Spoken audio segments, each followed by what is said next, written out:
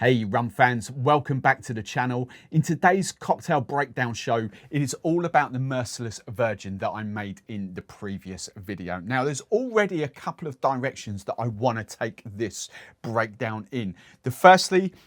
Secondly, obviously I kind of want to play with the rums and see whether any different rums kind of work a bit better in this cocktail.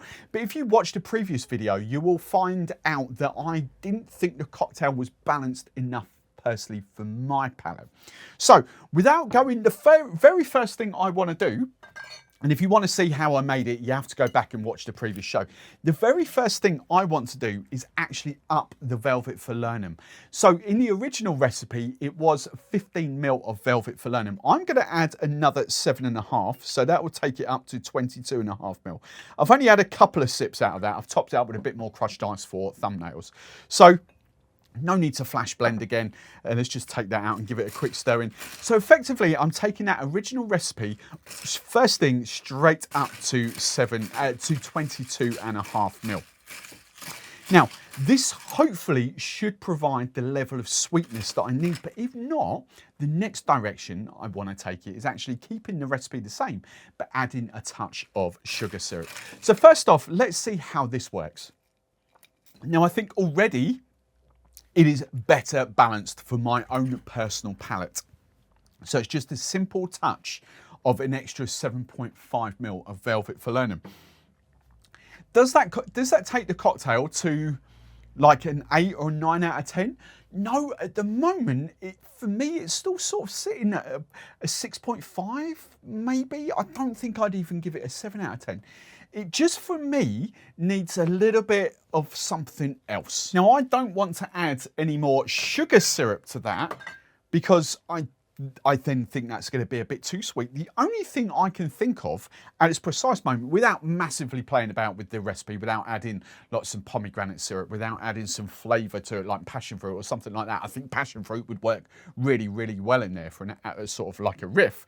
But the only thing I think might kind of give it a little bit more, for me personally, is maybe some Angostura bitters. I've gone this as opposed to the Miss Betty's bitters, just purely for mass market, because I think most people would have this. So I'm going to do a generous dash of Angostura bitters in here. There we go. Sort of like by the time you pull out, it's like nearly sort of 2 dashes. But I think potentially, let's just give that another quick stir in. I think potentially that could give the body that I kind of want from the actual base recipe. Now already, that is now taking it into a cocktail that I would bump the score up to. That's gone from a 6.5 up to nearly kind of a 7.5. It's still not like, perhaps I'm just wanting a fruity cocktail because I've got hints of fruit in there with the cherry. Perhaps my head is just thinking I want a fruitier alternative. Now, as I've said, there are various ways that you could kind of take that. You know, you could go down different rabbit holes. I do think actually passion fruit, like the passion fruit puree, 50% funky and 50% sugar, or what I use, the ODK passion fruit, I do think a little bit of that passion fruit would work really, really well in there. But of course, that's taking it away from the original recipe, which I didn't want to do too much. I just want to kind of break down this recipe to see whether there's anything we can do. So for the next couple of tests, I'm going to keep the bitters on standby.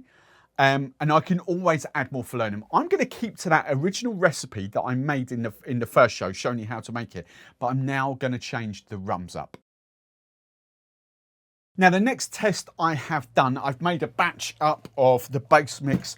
I've kept it to that exact same ratio in the original recipe. I've not added any more falernum to it at all because you can add more.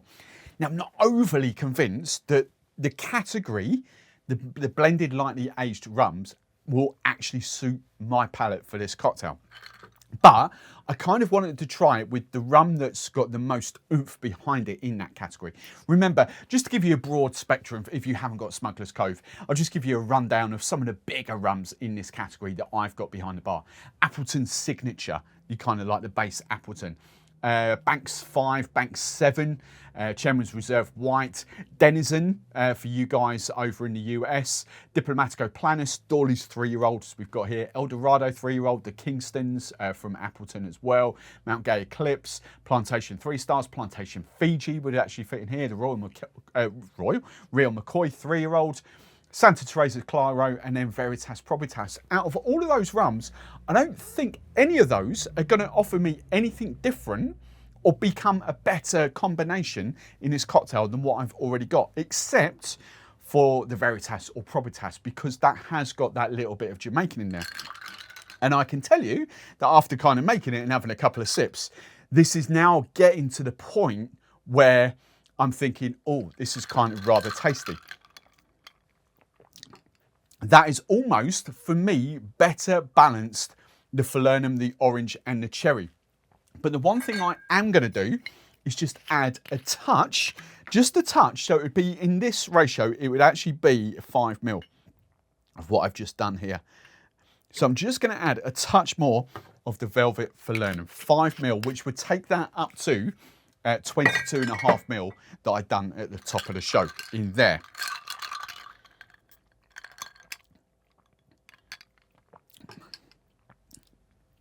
And that's a lot better. Possibly even a touch too sweet now. So 22.5 ml, you're probably talking 18, 20 ml in that kind of ratio in a full cocktail. But that for me actually gives me a lot more oomph, a lot more of what I would want from this cocktail than the Dawley's 3-year-old. I just think it needs something a bit more punchy.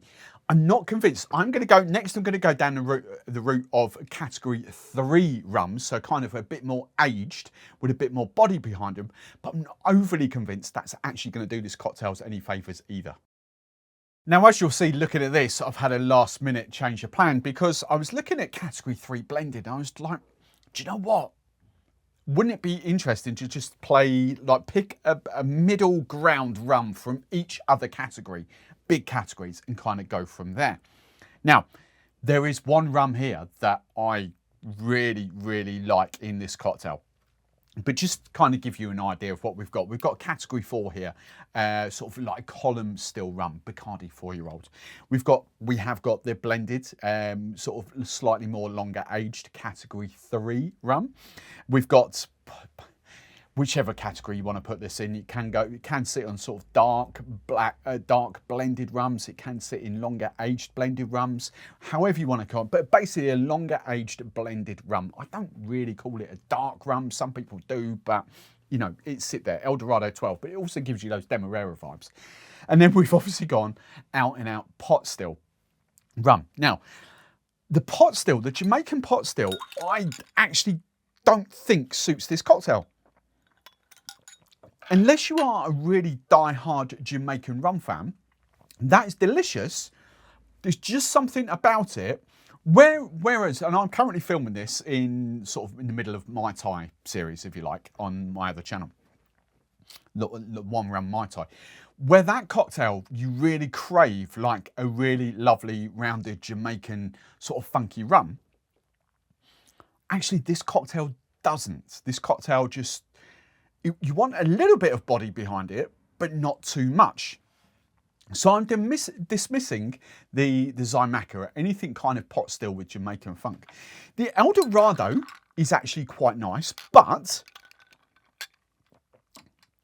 I do think that's going to be in second place out of these 4.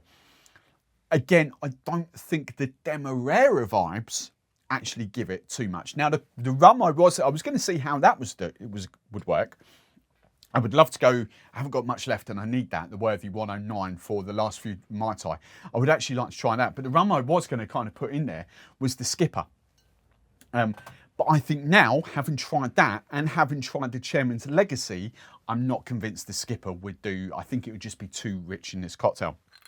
So the Eldorado 12-year-old does go in second place. The Chairman's Legacy is not the winner. Again, that is delicious. It's just now, It's hard to explain. For me personally, the cherry doesn't balance. It's the cherry that kind of just, it creates a too rich? That's not the right vocabulary. A too rich cocktail. Whatever the phrase would be. Basically, the cocktail is too rich. It's lovely. It's delicious. It's just a little bit cloying. Remember, this is the base recipe from the previous video. I haven't added any more falernum. I've just kept it the ratio as it was. 15. I think it was 15 ml, wasn't it? 15 ml of 15 ml of falernum for the original recipe. Now, the rum that I do think works exceptionally well is actually the lightly aged column still rum, Bacardi 4-year-old. That is delicious. And you know what? I think that actually suits that better than this. It's tough because that is actually really, really nice.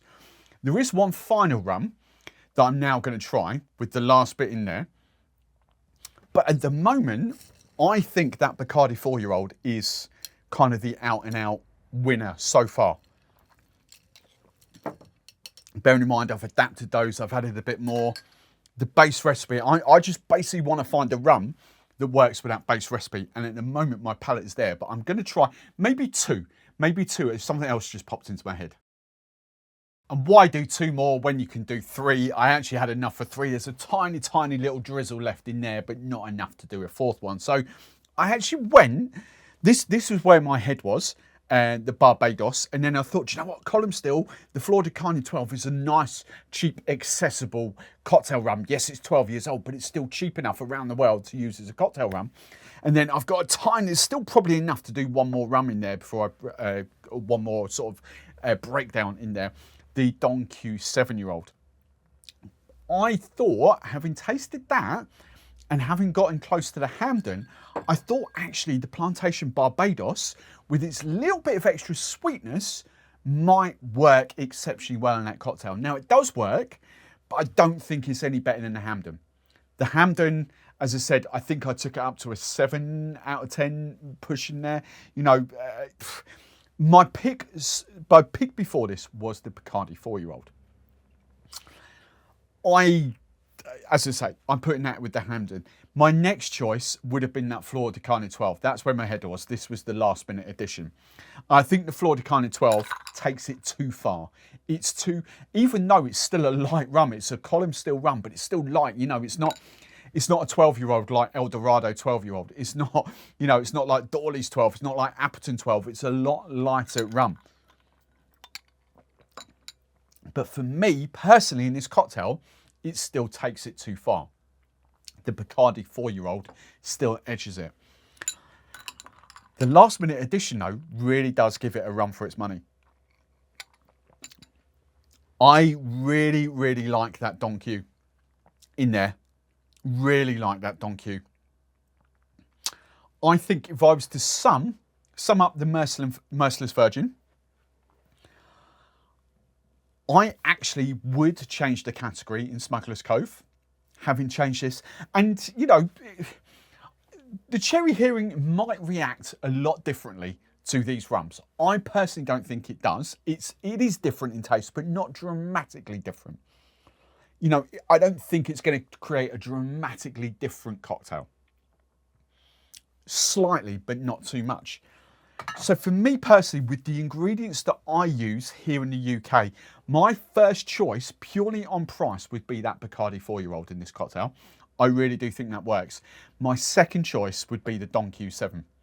I do think column still rums, Spanish style column still rums, with a little bit of age to them, but not too much, actually work really, really well. The other glaring omission in here would have been the Flor de Carne 7-year-old. The Flor de Carne 7 might have been a great shout as well. And if you've got Flor de Carne 7 at home and you want to try that, let us know in the comments below what you think of that. But I think purely on price, because it's bargain basement rum, and it's a rum that a lot of people dismiss because of the Bacardi Carta Blanca.